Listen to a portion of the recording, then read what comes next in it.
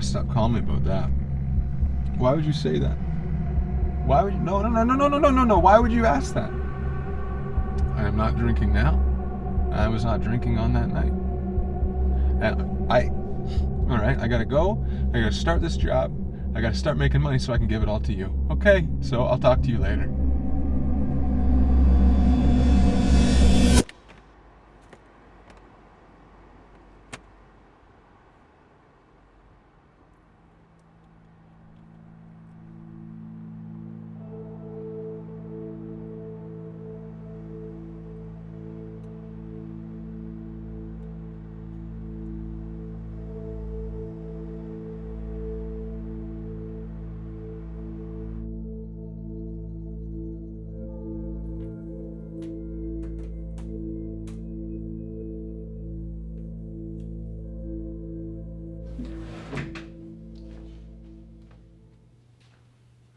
So, you must be Osborne.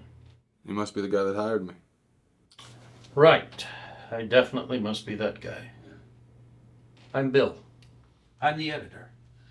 And since it's your first day here, I have a puff piece that I need you to do before 5 today. I don't do puff. Well, you do now, Osborne.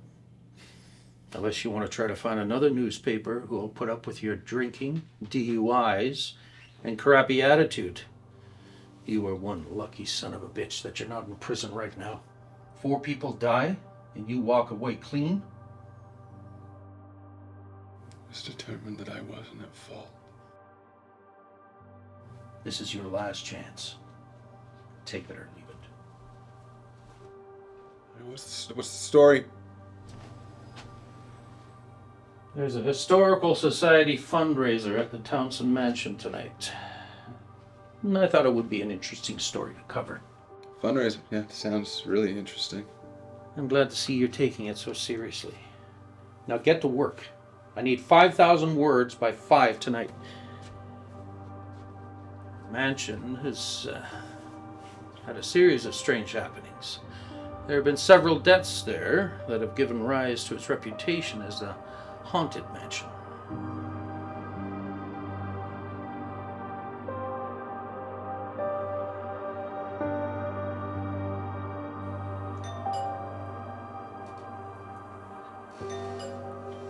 Yes? Who is it? Hello? Sorry for the intrusion. The door was open. My name's Jeffrey Osborne. I'm a reporter for North Star Daily. Oh, I know the editor quite well. It's nice. Could I speak to Senator Edie? Why? Because I'm doing a story about the gala and the hauntings. Well, I'm not aware of any hauntings in my house, Mr. Osborne. I'm Mrs. Edie. Pleasure. The senator will be here shortly. You can wait for him here if you'd like. Thank you. Uh, What? Okay.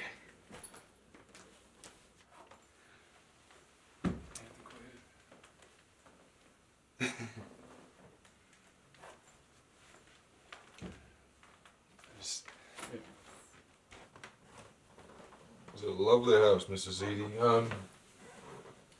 Your clock's off. It's not 1 o'clock. well, that's strange, isn't it? You look uncomfortable. Shall I have one of my staff take your coat? No, I'm actually a little bit chilly, so I think that I'd rather leave it on. Yeah. I always find this room to be much too warm for me. But I do enjoy looking at the fire.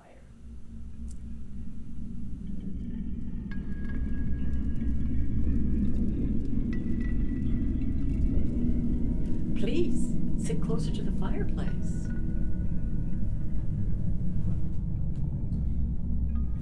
You don't mind terribly if I record our conversation? Not at all.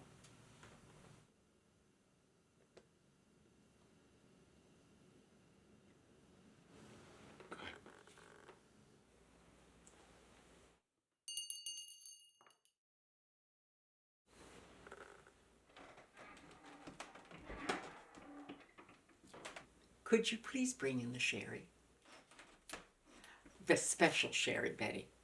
You know the one I mean. Yes, ma'am. I know exactly the one you want. So, Mr. Osborne, what have you heard about my house? Not much, really. See, I really don't go in for the supernatural and spooky stuff myself, but my editor, well, he thinks that our readers will be very interested in knowing the source of the late night music. The woman in white. If that's all you have, Mr. Osborne, you better be prepared to embellish your story.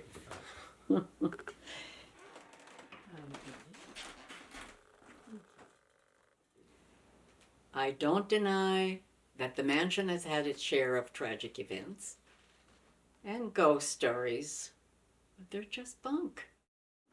Just bunk.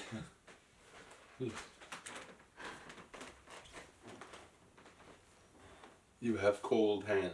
So I've been told. This is my daughter, Caitlin. Have some sherry. Thank you. Your mother was just telling me that all the ghostly rumors about this place are just, what's the word? Bunk. Oh, really, Mother? However, if you're interested, my daughter has a theory about the mansion. I do. Suppose for a moment that the house is haunted, not by ghosts of the past, but by ghosts of the present. Suppose it is the visitors that bring the ghosts to the house. Suppose someone who has lived their life without a conscience, without remorse, carries with him every ghost of every evil act he's ever committed.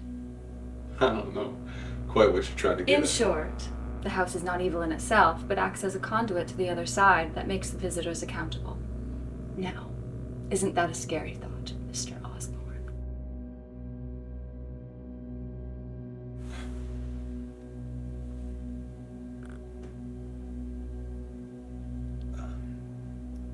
Not so much scary as ridiculous. I don't mean to offend you, but I think that you two have a rather warped sense of reality.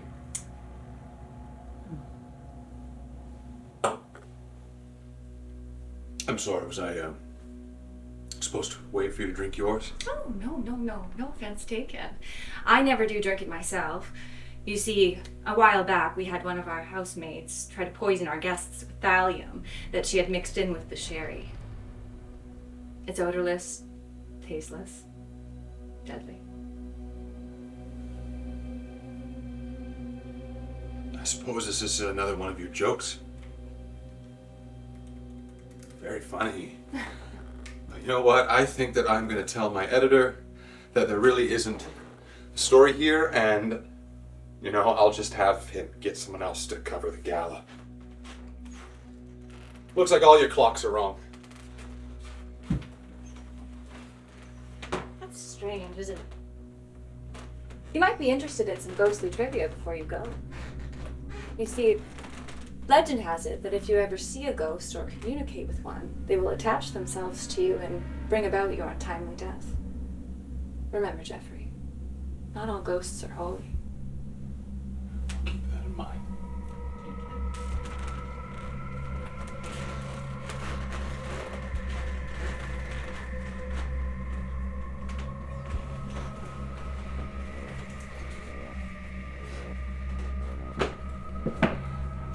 Mr. Osborne, I hope you don't get the wrong idea about Caitlin and her mother. They don't mean to tease you. It's just their way of joking around with their visitors. Yeah, those two have a peculiar sense of humor. That may be so, but I'm sure the next time you see them, you'll realize that they are very serious people. I don't think that there is going to be a next time. I wouldn't be too sure about that, Mr. Osborne. If they want to see you again, they will. Those two women are very determined.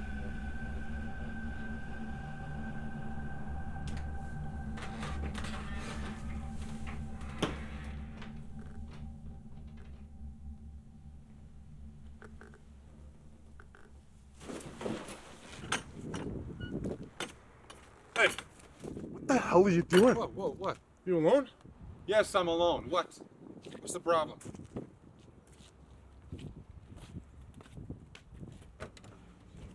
Sorry, Senator. What have we got here?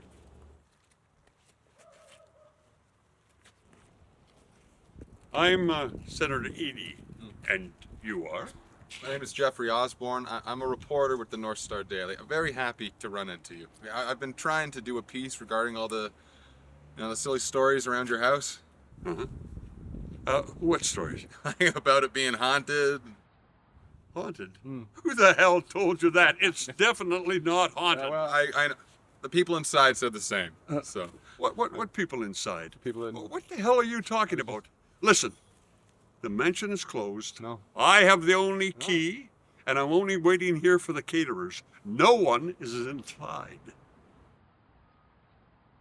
Well, if no one's inside, then who was I just talking to? Senator Edie, I was just speaking to your wife and to your daughter, okay? I got the whole thing on tape, so if you want to argue about it, why don't you just listen to this? Huh? Well... Okay, well, I don't know, it's not working. This must be broken, but... Look, I was just speaking to your wife, and she was saying... My wife? My wife is in the limo. We do not have a daughter. No one is in the house. Crazy, man. The world's full of kooks. Kooks. The world's full of kooks.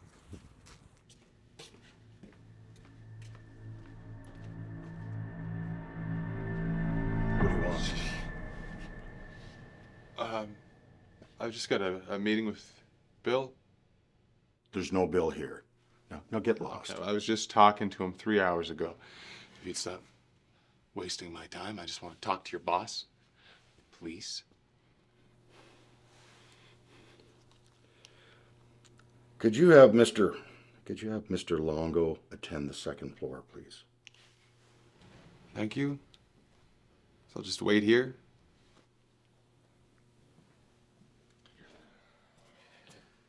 What the hell's the problem here? I was just on my way out the door.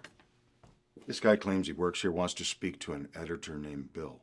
An editor named Bill. Do you mean William Edie? Nobody ever called him Bill. Okay, all I know is that I have a story due for tomorrow's paper, so if you gentlemen wouldn't mind. This building has not been used as a newspaper since 2001, when William Edie and 5 of his men were killed in a press room fire. This place isn't a newspaper. You can hear the press is running right now.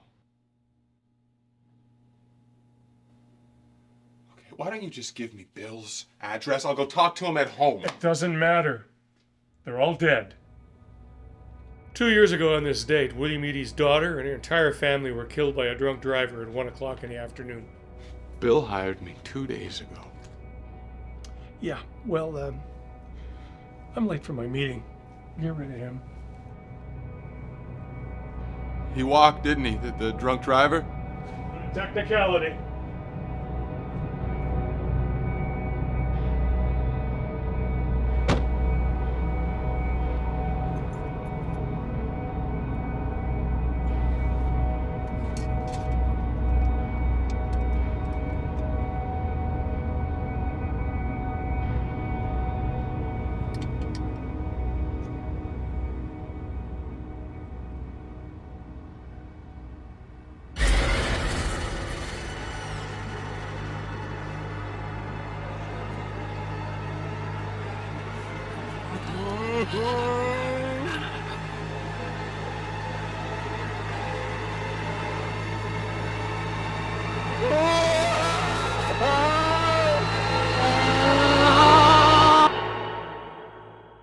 Remember, Jeffrey, not all ghosts are holy.